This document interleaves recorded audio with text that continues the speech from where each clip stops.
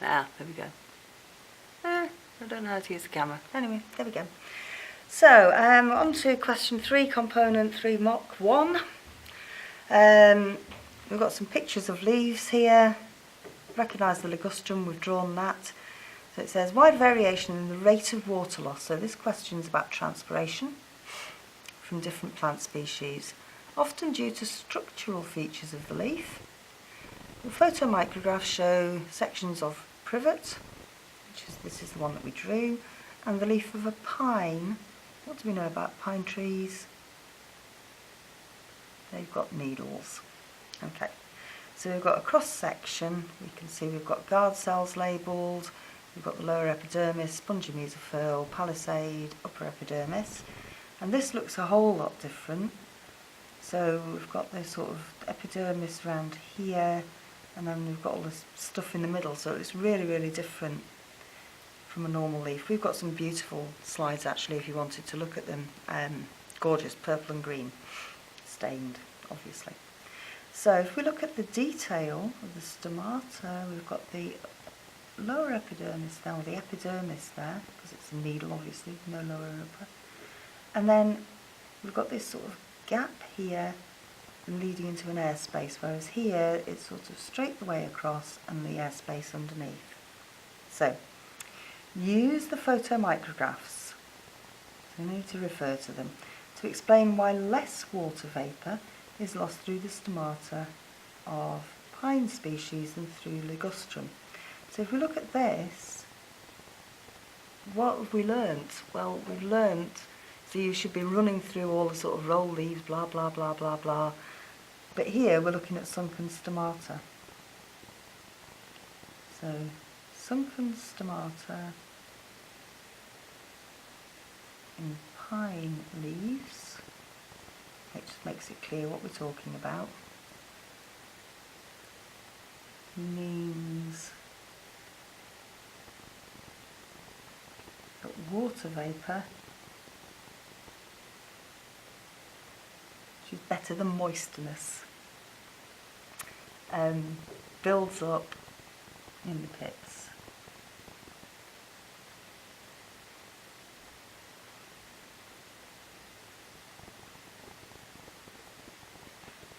If you wanted to explain where that was, sort of in front of the stomata or between the guard cells and the air, that would be great. Significance of that, this reduces, and it pretty much, I think if you talk about reducing the diffusion gradient for all of these adaptations, apart from needles, you're pretty much there.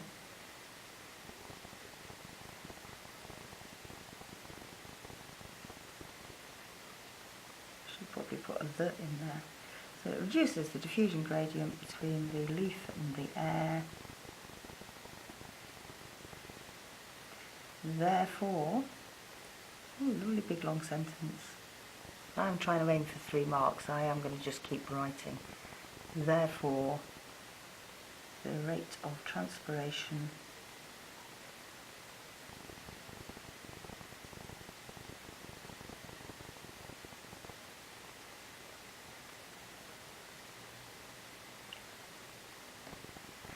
there we go.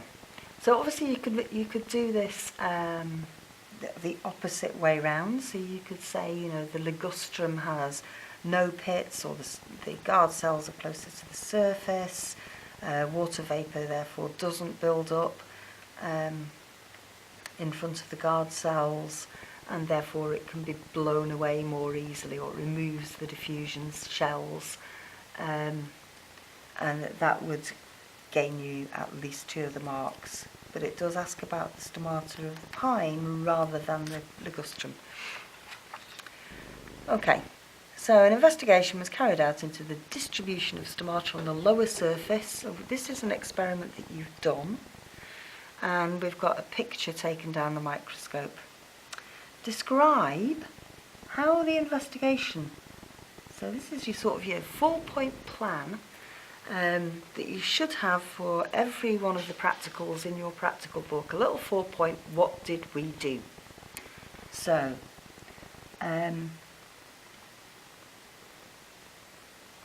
paint the lower epidermis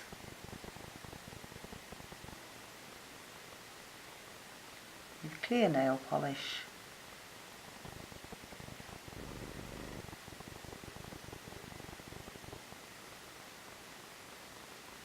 and leave to dry.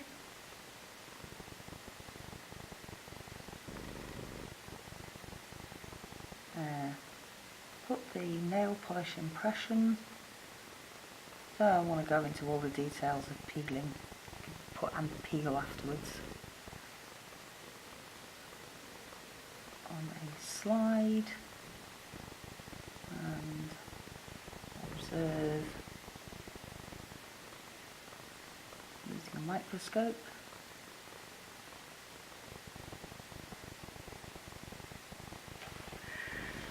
Whew. Then you're going to count the number of stomata.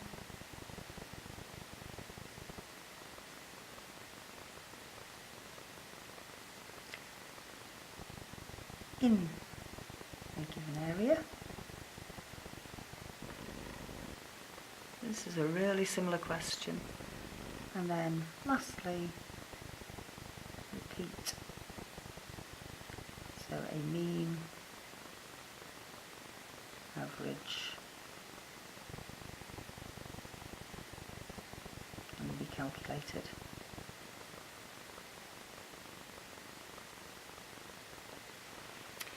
Okay, lovely. And then we've got some calculation to do. Calculate the stomatal density of this part of the leaf. The diameter of the field of view is 1 millimetre. So they're asking us to use pi r squared, r equals 0.5 millimetres. Okay. So we need the area of the circle and we need the number of stomata. So I need to do some counting. So I've got 1, 2, 3, 4, 5, 6, 7, 8, 9, 10, 11, 12, 13. I think if you counted that one as well, which isn't very clear, you'd be alright with that. So I've got it to 13. 13 stomata per field of view. Area field of view is pi, oh no, it tells us what to use for pi, 3.142 times 0.5 squared. We'll work that out first. So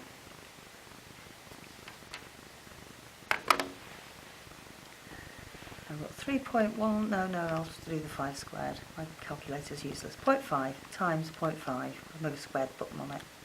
0.25 times 3.142 equals 0.7855. I'm just going to leave that in my calculator.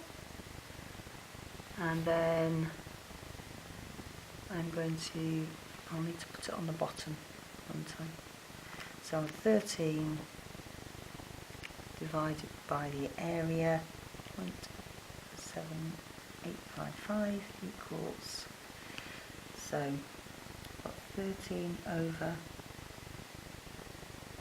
that will tell me how many there are per millimetre squared, and that equals 16.549. I'm not going to bother with any more. So, reading the instructions then, what we're going to write in there, give the answer to 2 decimal places, so rounding up, 16.55. Super duper. Obviously if you'd used 14, if you counted this blurry one here, maybe that one, but you counted a something that wasn't very clear, you would get a different answer, still be able to access the marks. Okay, suggests why the method used would not be suitable for calculating the stomatal density of pine leaves. So this is ligustrum, and we can see that the stomata appear as circles with cells round them, because the cells are there. But if we did the pine leaves, it would give us that. That's where the nail polish would go. and a gap, but we wouldn't necessarily know that that gap was guard cells, so they might not show up. So, stomata are sunken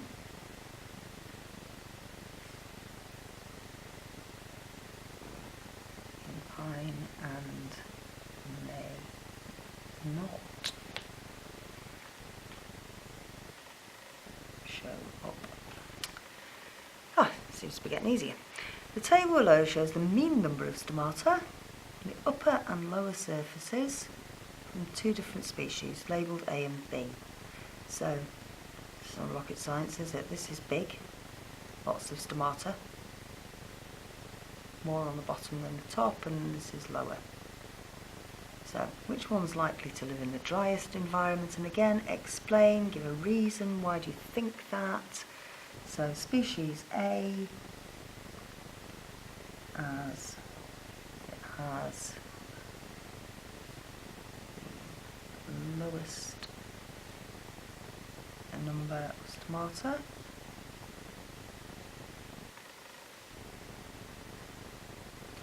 and therefore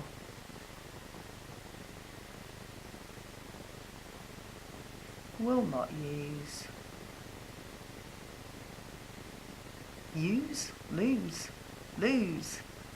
as much water.